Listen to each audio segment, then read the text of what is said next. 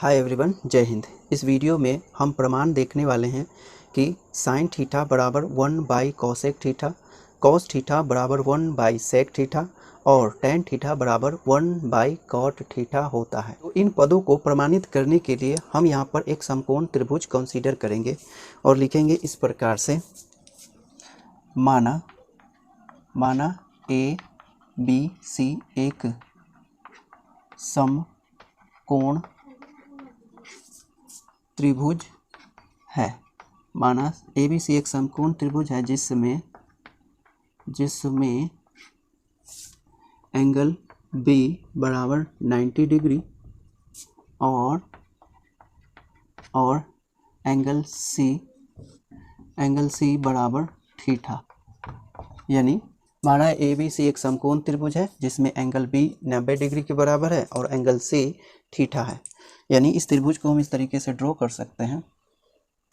इस तरीके से एक समकोण त्रिभुज है, ये हो गया A, ये हो गया B और ये हो गया C, और यहाँ B 90 डिग्री के बराबर है और ये एंगल C थीटा है, ठीक ना। अब यहाँ पर एंगल B 90 डिग्री यानी समकोण है और समकोण के सामने की भुजा क्या होती है? कर्ण होती है। तो ये हो जाएगा कर्ण, ठीक। और ये खड़ी लाइन लंब तथा ये सोई हुई लाइन यानी क्षैतिज रेखा इस त्रिभुज का आधार होगी, ठीक ना, आधार, ठीक। तो इस तरीके से ABC एक समकोण त्रिभुज है। तो यहाँ पर हमें सबसे पहले साबित करना है कि साइन थीटा बराबर होता है 1 कोसेक थीटा के। तो यहाँ पर हम जानते हैं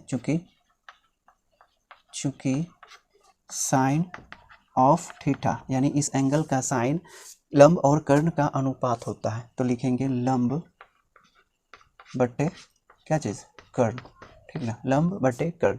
यहाँ पर देख रहे हैं लंब और कर्ण का अनुपात एक भिन्न की तरह है, जहाँ लंब अंश की तरह और कर्ण हर की तरह है। इसीलिए लिखेंगे दाएं पक्ष के अंश और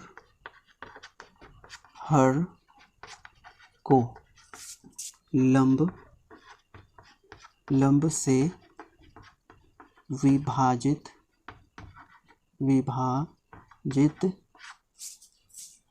करने पर। तो यहाँ दाएं पक्ष के अंश और हर को हमें लंब से विभाजित करना है। तो इसे लिखेंगे इस तरीके से, साइन ऑफ थीटा बराबर लंब बटे लंब, ये हो गया अंश, और कर्ण जो कि हर की तरह है उसे भी डिवाइड करना है किससे? लंब से, इस तरीके से। तो यहाँ हम देख रहे हैं लंब बटे लंब हो गया, इसीलिए ऊपर में हो गया 1 और नीचे में हमें प्राप्त होता है कर्ण बटे लंब का अनुपात। कर्ण और लंब का अनुपात है। यहाँ पर एक अनुपात दिखाई दे रहा है, कर्ण और लंब का अनुपात, और हम जानते हैं चूंकि कर्ण और लंब का अनुपात बराबर होता है कोसेक थीटा के, है ना।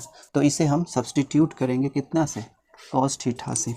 तो यहाँ पर लिखेंगे, यहाँ पर या साइन ऑफ थीटा बराबर 1 इसके जगह पर हमें कोसेक थीटा रखना है, तो कोसेक थीटा, ठीक ना।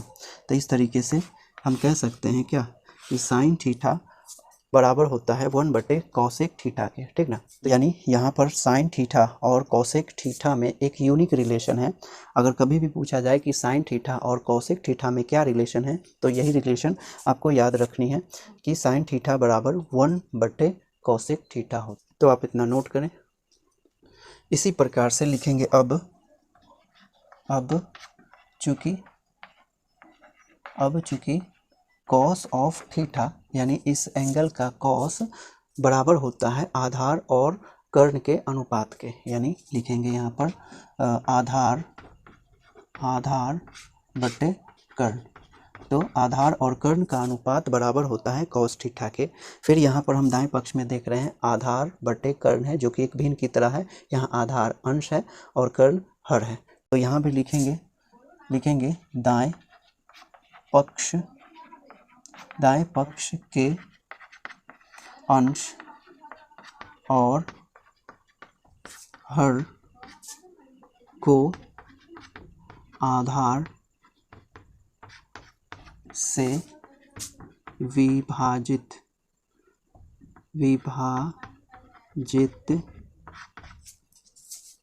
करने पर, इसीलिए बाएं पक्ष को हम इसी तरीके से लिख लेंगे cos थीटा, और दाएं पक्ष में अंश है आधार, क्या है आधार, और इस आधार को हमें विभाजित करना है आधार से, तो लिखेंगे आधार, ठीक ना।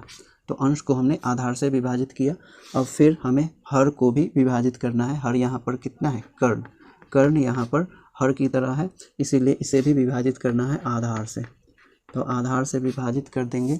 तो यहाँ पर हम देखते हैं आधार बट्टे आधार जो बराबर होगा 1, और बट्टे में कर्ण और आधार का अनुपात प्राप्त होता है कर्ण बट्टे आधार, ठीक ना। तो यहाँ पर एक अनुपात हमें प्राप्त होता है, और यह अनुपात है किसका, कर्ण और आधार का अनुपात है ना। तो यहाँ पर हम जानते हैं क्योंकि कर्ण और आधार का अनुपात वो बराबर होता है सेक ऑफ थीटा के, ठीक ना।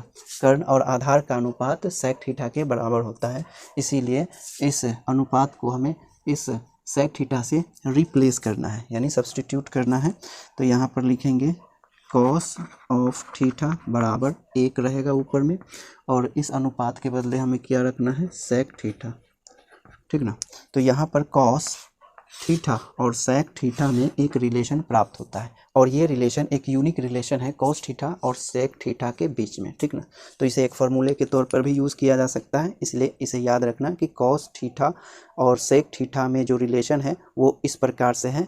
क्या रिलेशन है, कॉस थीटा बराबर 1/सेक थीटा, ठीक। तो आप इतना नोट करें। अब अगला जो टर्म हमें साबित करना है वो है tan थीटा बराबर होता है 1/cot थीटा के, है ना। इसके लिए भी लिखेंगे अब चूंकि tan ऑफ थीटा यानी इस एंगल का टेंजेंट बराबर होता है लंब और आधार के अनुपात के, ठीक ना। यानी tan थीटा बराबर होता है लंब बट्टे आधार, ठीक ना। लंब और आधार का जो अनुपात होता है वो होता है tan थीटा के बराबर, ठीक ना।